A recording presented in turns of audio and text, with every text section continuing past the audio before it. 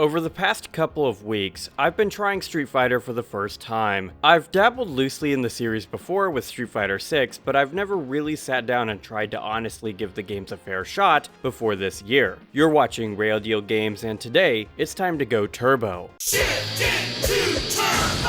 Street Fighter 2 Turbo is the final act in the first trilogy of Street Fighter 2 games, and after this, Capcom would graphically upgrade Street Fighter 2 for Super and Super Turbo. In this way, Turbo is the synthesis of the lessons Capcom learned from the original SF2 and its Champion revision. The main reason for Capcom's release of Turbo is because of a popular Rainbow edition of their previous SF2 games that added air moves and overclocked the gameplay speed. This is a shift in design methodology entirely inspired by the American and Western markets, as Capcom Japan clearly didn't like the turboized gameplay of Turbo and the Rainbow Edition when they released Super. Knowing that little nugget of history, I went into Turbo with one question in mind. Was Capcom right? Were they right to dislike the higher speed of Turbo? There's that oft-memed quote from J. Allen Brack, the former president of Blizzard, regarding what players want. Have you ever thought about adding servers for previous expansions as they were then?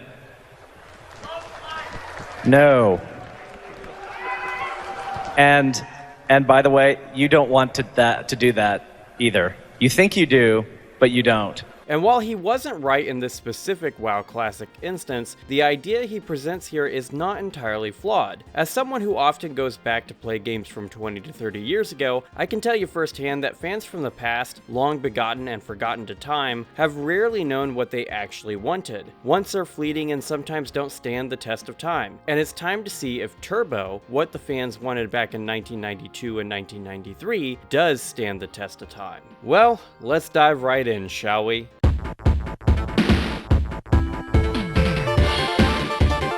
As the name suggests, Street Fighter 2 Turbo's main feature, the thing separating it from what came before, is the increased speed of everything within the game. This foundationally changes SF2's flow and feel. In some ways, I like it better than World Warrior, but in others, I don't. It does make the existence of both games justified in my mind because they are quite different due to this change. What I do love about Turbo is the way the increased speed undoes a lot of my major issues with Champion Edition. Blanca is much easier to manage, even though his AI is just as busted as before. Dhalsim is even more viable than he was in the past, Balrog is better, and the AI overall is better tuned and more fair, most of the time. Don't get it twisted, just like every other arcade fighter from the early 90s, the AI still blatantly cheats at times. Sometimes you'll come across a round within your playthrough where the AI is simply overtuned, and other times, matches in the later stages will be completely fair. It's the oddest thing about these SF2 games, and I wouldn't be shocked to learn there's an internal calculation to determine how often the AI is allowed to cheat. I definitely noticed the CPU's cheating proclivity drop as I lost over and over again in a particular round. As for the speed itself, yeah, Turbo's sped up gameplay is a major boon to the game. However, I wouldn't say it's something I'd need every other future SF game to emulate. The speed felt pretty natural to me coming from the Mortal Kombat background I have, but one of the things I really liked about World Warrior was the slower, more methodical nature of the game. Turbo still has footsies for sure, but combos are easier to enact and escape when they don't go well in Turbo over the other games, based on my experience with my playthroughs. In this way, I like thinking about Turbo as a companion piece to World Warrior, rather than something that outright replaces it, even if I would say Turbo is the better game when all things are considered. The speed almost naturally corrects what appears to be a lower frame rate at times in World Warrior and Champion Edition. Sometimes in those games, the game would slow down to a crawl when the opponent is dizzied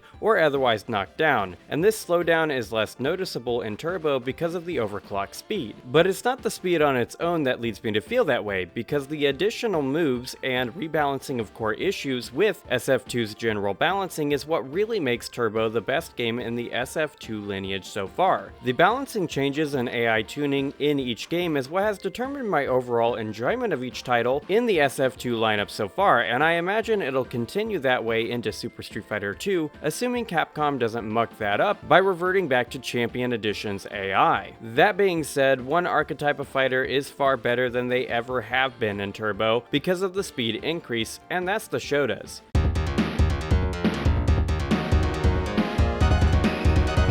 Shotos have always been good, great even, in each SF2 iteration. However, in Turbo, the speed of the gameplay is a natural buff to them when piloted by the AI. I personally don't necessarily play Ryu, Ken, or Sagat better in Turbo than I did in World Warrior or Champion Edition. At times, I would even say I play them worse because they are very input-heavy characters to play. What I mean by that is you have to input a lot of quarter circles and other thumb movements with the Shotos than other characters like Guile, Honda, Bison, or Chun-Li. That's not a knock against their design or anything like that, it just means that my clumsy thumbs are not always suited to the task, meaning I quite often misinput Shoryukens or Hadoukens in the faster fighting system of Turbo. The CPU though has no issue inputting a Shoryuken in the middle of 100 hand slaps after being hit once or twice though, but I can't say I'm surprised when they're also able to do an SPD as Zangief in the middle of 100 hands as well. The CPU, cradled by the charter of cheating granted them by Capcom, are even able to combo Shoryukens together by activating it twice without hitting the ground, much in the same way they could do double airballs with Blanka in Champion Edition. This is obviously broken and meant that I game overed more on Ken, Ryu, and Sagat than any other character in the game, with the only exception being Zangief's in some matchups. Any character that could keep out of spontaneous SPD range, which was roughly a yard away from Zangief, didn't really have to grapple with the grief gained by Gief's AI. For those of you new to the series, I've approached these SF2 games with the intention of trying to get as close to the arcade experience as I possibly can. To this end, I record how much money I would have spent at the arcade for each game, equating 1 credit to 50 cents, which is what they would have cost back in the early 90s. The reason I know the Shotos AI is more overtuned in this game is that Ryu cost me $13.50, Ken cost me $8.50, and Sagat cost me $12, using this hypothetical metric as a framing tool. Since I limited myself to $10 worth of credits per character, Ken would also cause a run wipe and Sagat would cause 2 wipes, meaning the values would have likely been higher for them if I had just beat my head against the wall with each character until I finally surmounted them. Sagat is also the penultimate boss, meaning that losing $12 to him means that he devoured credits right at the end of a run, which is actually what happened on my successful Honda playthrough. Honda would cost me $6 to roll credits with, and $2.50 of that, over 1/3 of the total amount, was due to the quarter munching nature of Sagat. While playing Ken, I also felt that he is possibly a little nerfed, which does seem to be supported a little by this data. The biggest thing is that his dizzy threshold seems to be 2/3 or half of Ryu's. 2 Hadoukens dizzy Ken, whereas it takes more for Ryu to be stunned. Definitely tell me in the comments below if this is just results-based thinking or if there's really something going on here. Ken was my favorite character coming out of World Warrior, and I just didn't like him much in this game. I'm hoping that he's back to normal in Super Street Fighter 2, as he'll be the first character I tackle that game with. Part of the reason I limited the number of credits I'd allowed myself to have on each run was to see which characters I could beat the game with while under a limited lives constraint, which is something I'll continue to do in Super and Super Turbo. To my surprise, I actually managed to reach the end of Turbo way more times than I thought I would.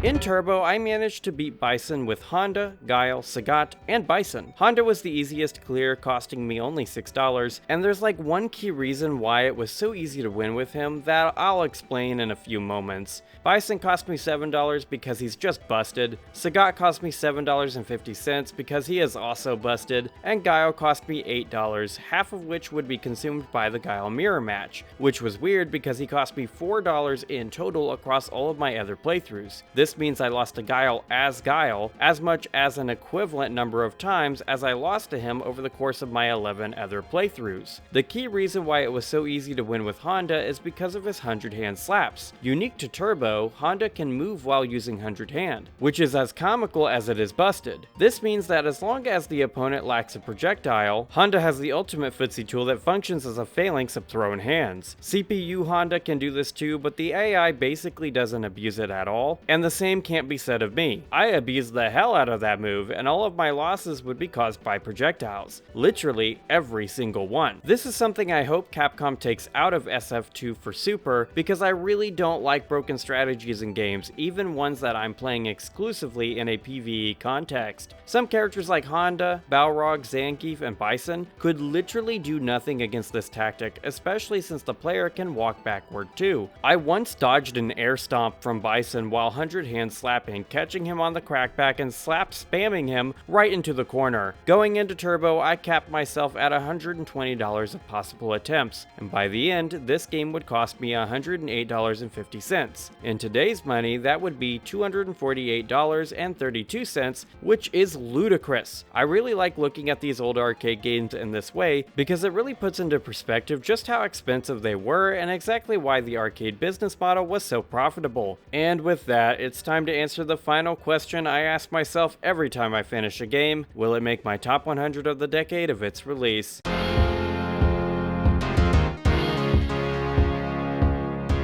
Street Fighter 2 Turbo will be making my top 100 of the 90s, making it the first SF2 game to crack the list. It'll be entering in the blue category, which means it'll be within the first round of cuts I make whenever another game deserves to make the list more. It's borderline impossible for a game to get into the red category these days, as it's only games I have literally no complaints, issues, or even minor quibbles with that can do so. And that's the video, my guys. What do you think of Street Fighter 2 Turbo? Let's discuss in the comments below, and while you're there, do me a favor by smashing that like button and subscribing. Next week I'll be sharing my thoughts on Super Street Fighter 2, and ringing the notification bell is the only way to ensure you don't miss out. If you have a moment right now, check out some of my other videos. You may like my other work. Regardless of what you choose to do, thank you for keeping it real with Rayl Deal Games. Have an awesome day, my friend.